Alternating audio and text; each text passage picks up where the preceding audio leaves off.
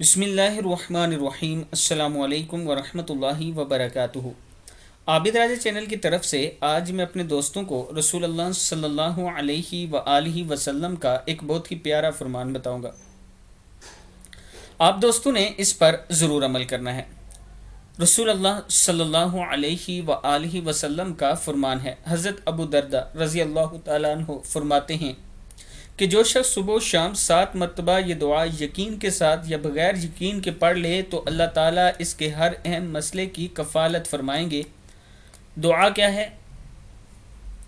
حسبی اللہ لا الہ الا ہوا علیہ توکلت وہو رب العرش العظیم۔ ابو داؤد کی حدیث ہے، میرے لیے اللہ تعالیٰ کافی ہے، جس کے علاوہ کوئی معبود نہیں، اس پر میں نے بھروسہ کیا اور وہ عرش عظیم کا مالک ہے۔